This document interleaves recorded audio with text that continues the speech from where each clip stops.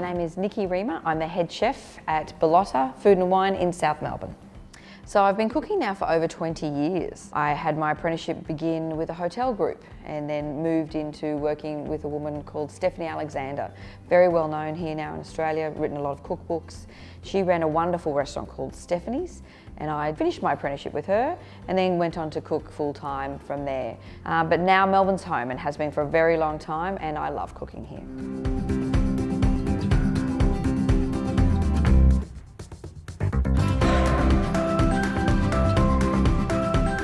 I love Italian food and I love a carpaccio of beef.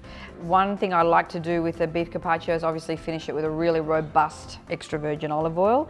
The sweetness of the raw beef, I know it sounds crazy, but it does have a slightly sweet flavour with some lovely salty pecorino and some salty capers, and then with a little bit of the bitter radicchio and a nice crisp parsley. Marries so well with then a really robust extra virgin olive oil, so that's what I'm going to prepare next. I'm using Wagyu, the Girello cut. We're going to slice and then flatten the beef out. I'm using some fresh radicchio that we're just going to roughly chop up, some capers and some pecorino. Healthy amount of chopped parsley, don't be too light with that, we like the parsley. And our radicchio, again, nice and generous with that. And the last thing I'm going to do is, before I put my pecorino cheese on to finish, be really generous with the extra virgin olive oil. This is where we use a nice robust extra virgin olive oil. We want it to be strong flavour, we want it to really enhance all that gorgeous beef. So take our time and we be really nice and generous, really well coat all of that. It's a really simple dish.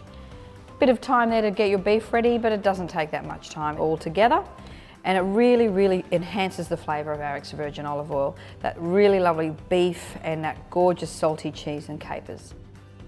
Often as a chef, things come into the kitchen and you hear from the farmers and you hear how they've made that. One of the most important things I learnt was dealing with a family who ran an olive grove here in Victoria. They would bring in their beautiful olives and their beautiful olive oil that they made on their grove. And you couldn't help but respect that. And it made you feel that you really had to use that ingredient with respect. Food isn't cheap anymore. You know, we all have to pay a certain amount for our ingredients, whether that be a home chef or a chef at a restaurant. So I find it really important to list where I get my extra virgin olive oil from. And I say to people, it is from Victoria. It is a locally made ingredient.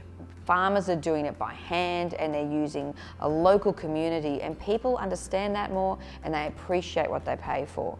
I think it adds to the food undoubtedly, and I think people understand that more and more. So if they can understand where it comes from, I feel that they understand why it may cost a bit more. So that was a really big learning curve for me at the start, and I've adopted that all the way through my career. My next dish is all about beetroots and extra virgin olive oil. Bit of a two-step process, and what I've done to start the ball rolling is cook them partially. So I've used 3 different kinds of beetroot, just a classic red, a golden beetroot, and what we sometimes call candy stripe or Chioggia beetroot, roasting them with some sherry vinegar and some extra virgin olive oil. And again, we can use a nice strong extra virgin olive oil there because we want that really gutsy flavour to get into the beetroot. And I'm going to finish that dish with just some lovely feta that I've also marinated with a little bit of the extra virgin olive oil, so that helps give some more flavour to the salty cheese. You balance that out with the lovely peppery olive oil. Walnuts, some green chilli and some parsley, and something called saba. It's a bit like a balsamic vinegar but not as strong. It's made from grapes. So again, our extra virgin olive oil acts to sort of bring all of those flavours together, and I'm using a nice strong one for that dish.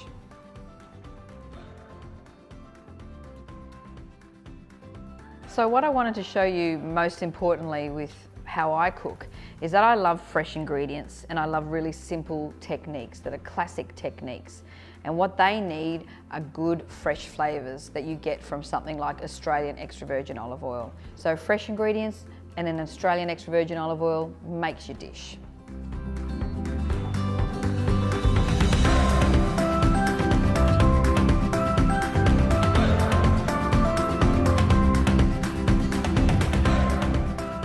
The standards with olive oil vary a fair bit around the world.